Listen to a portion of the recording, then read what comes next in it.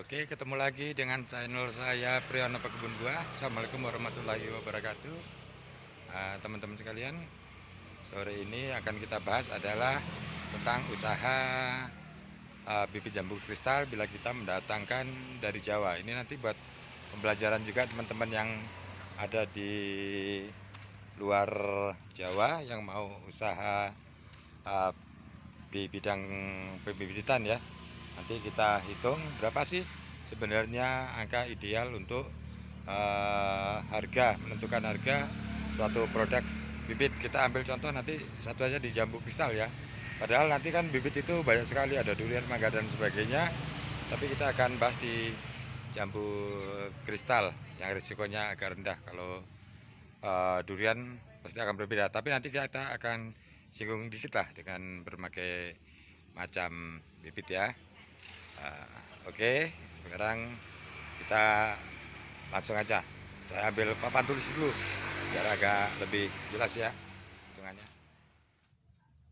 Oke teman-teman sekalian, jadi kita coba hitung-hitung ya. Kalau kita mendatangkan bibit dari Jawa, ini terutama untuk yang ada di daerah Kalimantan Barat, tinggal disesuaikan saja. Misalnya seluruh Kalimantan, saya pikir modalnya akan sama saja ya. Jadi kita hitung, misalnya kalau gini wajah kita nggak kelihatan, tapi nggak mungkin saya kayak gitu kan. Jadi fokus ke tulisannya aja. Kita di Jawa pusatnya misalnya kita ada di Magelang ya. Oke, dari sana harga bibit di Magelang biasanya jambu kristal okulasi ya, bukan cangkok, okulasi itu harga bibit kita sudah harga 10.000. Harga 10.000. Mungkin teman-teman bisa dapat lebih murah atau mahal, tapi patokannya kita di angka 10.000. Jadi kita sudah transaksi yang ada di Magelang sana, terus nanti kita bawa ke sini. Biasanya kalau kita ikut truk itu kemarin pernah saya hitung satunya dulu ya, mungkin udah sekitar hampir setahun ya, 4.700 rupiah gitu. Anggap saja transport transport bener nggak misalnya kayak gini lah, pokoknya transport itu per batang jatuhnya 4.700, anggap saja 5.000 rupiah. Oke, sini sudah 15.000. Itu biaya transport dari Magelang ke Pontianak. Setelah sampai Pontianak, biaya itu yang dikeluarkan karena tidak sampai di rumah ya, itu barang otomatis kita ngambil di pangkalan truknya. Di pangkalan truk itu dari Ambawang ke tempat kita yang ada di sini lokasi itu 250.000 rupiah ya kan. Jadi itu, ini tadi transport dari Jawa ya, ini transport lokal lah. Maaf kalau nggak bisa, tulisan saya luar biasa. Jadi dokter dulu nggak keturutan. Transport lokal yang ada di sini, jadi pangkalan di Ambawang ke sini sebesar 250.000 rupiah ya kan. Terus nanti kita kalikan langsung aja. Jadi bibit kita hitung per 1.000 bibit ya. Ini untuk per 1.000 bibit. Untuk per 1.000 bibit. Ini sama dengan kalau 1.000 bibit otomatis kita sudah keluar dana 10 juta. Kalau 1-2 bibit kan nggak mungkin kita harus kirim dari Jawa. Transportnya berarti kita sudah 5 juta. Oke, transport lokal itu tadi 250.000. Oke, apa cukup transport saja kan tidak mungkin, otomatis kita harus bayar tenaga untuk bongkar muatnya. Tenaga ini 2 orang berarti kita harus bayar sebesar 200.000. Dari lokasi ke sana itu sekitar 200.000 bongkar muat sampai dia menurunkan ke sana. Lain-lain, taruhlah lain-lain ini nanti misalnya polybagnya rusak, kita ganti, beli media buat cadangan polybag atau beli rokok lah ibaratnya seperti itu. Lain-lain kita anggap aja di angka 100.000. Oke, udah. Terus biaya apa lagi akan kita keluarkan? Ini 1.000 bibit kita tidak bisa asumsikan ini sudah cukup, karena nanti kita perlu proses untuk penjualan. 1.000 bibit kemampuan jual kita akan berbeda-beda. Apa ya 1.000 bibit itu dalam waktu 1 minggu akan habis kan, seperti itu tidak mungkin. Anggap aja kita 1 bulan perawatan.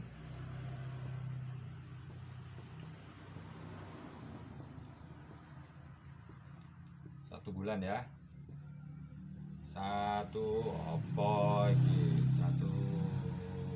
bulan untuk bayar tenaga terhadap perawatan itu berarti kita sekitar dana 1 juta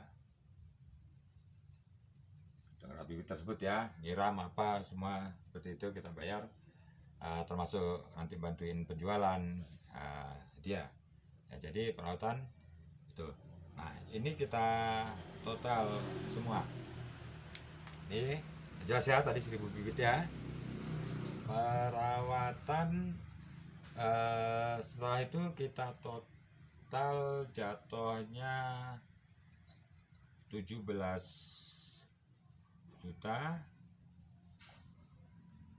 377.777.000. Nanti dulu, sepertinya ada yang kurang. Ini kita apa ya? Oh, resiko kematian teman-teman. Jadi resiko kematian itu harus kita hitung karena tidak mungkin hidup semua. Nah ini kalau resiko kematian untuk jambu kristal kecil, resiko mati itu cuma kita hitung 5%. Jadi dari 1.000 itu cuman 5%, kita 50 batang yang mati ya. Tapi perlu diingat kalau durian itu perhitungannya akan berbeda. Durian itu jangan sekali-kali dihitung cuma 5%, 10%. Itu angka kematiannya bisa 20-30%, 20% minimal kita hitung itu. Pernah saya bawa bibit 400 bibit durian, kan ada keterlambatan dari sana saja. 400 itu cuma hidup 15. Nah, jadi risiko kematiannya besar untuk di durian. Termasuk juga alpukat termasuk agak besar, jadi nanti harganya akan jauh berbeda ya. Ini berhubung ini di jambu kristal, fokus kita hitung kematiannya itu kecil, 5%. 5% berarti ini kita total dulu, ini 16.550.000. Nah ini 5% ya dari 16 juta itu kita dapat angka 827.500.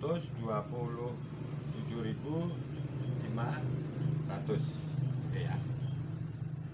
Jadi kenapa saya hitung di sini 5% ya, bukannya di atas ya, karena kita sudah ini termasuk dalam 1 bulan itu yang mati.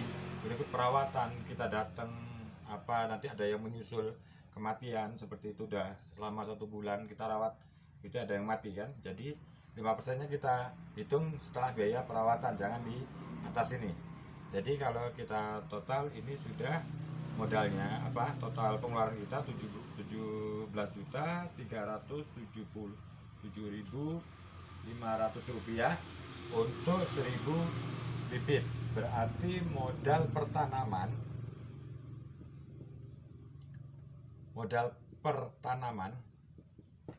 kita 17.377.500. Anggap saja udah ya, kita bulatkan saja 17.500 kita aja ya.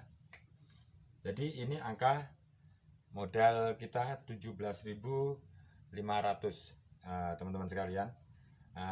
Jadi jelas ya, kalau kita bawa bibit dari Jawa, kita bawa ke Pontianak, itu bibit okulasi bukan, atau sambung, itu bukan bibit cangkok. Kalau nilai cangkok dia akan jauh lebih mahal lagi. Oke, paham ya? Ini populasi untuk yang per 1000 bibit ini jatuhnya 7 per batangnya, kita modalnya sudah 17.500. Jadi untuk menentukan nilai jualnya bagaimana, terserah. Sekarang kalau nilai jual terserah teman-teman saja. Artinya ini udah angka aman segini, kita udah ketemu angka aman. Kalau kita mau percepatan, mau grosiran, ambil aja untung. Berarti nggak kira-kira ambil untung 2.500 kan gitu. Kita jual, kalau ada pedagang di Pontianak jual 20.000 itu murah, bener. Itu yang berani saya kan, seperti itu. Jadi kalau makanya pasaran di Pontianak itu harga eceran bisa sekitar 40-an, 30-40 ribu, karena mereka sudah biaya sewa tempat dan sebagainya, tergantung tempatnya ya. Kalau tempatnya strategis kayak di khusus tempat jualan tanam sini di Gor, itu kan biaya operasional mereka lebih tinggi lagi karena biaya tempatnya sewanya lebih mahal lagi. Jadi eceran saya kira kalau angka 40.000 wajar. Jadi teman-teman, ini patokan modal kita kalau kita mau usaha jambu kristal di angka 17.500. Oke, paham ya? Jadi kalau ada pedagang jual itu tadi, kalau cuma 20.000 pasti murah sekali. Tapi kalau tempat kita tetapkan sekitar angka 25.000 buat grosiran, terus 30.000 buat eceran, seperti itu. Tapi saya sudah lama tidak datangkan dari Jawa karena kita sudah produksi sendiri bibitnya berupa cangkokan. Walaupun di Jawa lebih mahal kalau kita datangkan cangkokan, tapi karena kita produksi sendiri bibitnya, jadi kita bisa jual dengan harga yang lebih terjangkau. Misalnya untuk jumlah partai kita bisa jual 25.000, sedangkan untuk eceran kita jual 30.000. Hampir sama saja kan kalau kita datangkan dari Jawa. Jadi itu gambaran teman-teman yang mau usaha pembibitan di Pontianak ya. Kalau mau yang lainnya nanti patokannya itu cuman di risiko kematiannya. Durian silakan dihitung sampai 30%, alpukat 20%, seperti itu. Risiko kematiannya. Rambutan itu termasuk risikonya besar. Hidup-hidup tapi rontok. Habis itu buat pemulihannya dia sekitar hampir 2 bulan. Jadinya biaya perawatannya yang teman-teman naikkan, risiko kematian tetap 10%, tapi biaya perawatannya yang di 2 kali lipatkan. Jadi itu tadi gambaran teman-teman ya, kalau yang mau usaha pembibitan di luar Jawa tinggal disesuaikan saja. Saya pikir itu aja untuk sekedar gambaran dari saya. Jangan lupa subscribe. Bila taib, wassalamualaikum warahmatullahi wabarakatuh.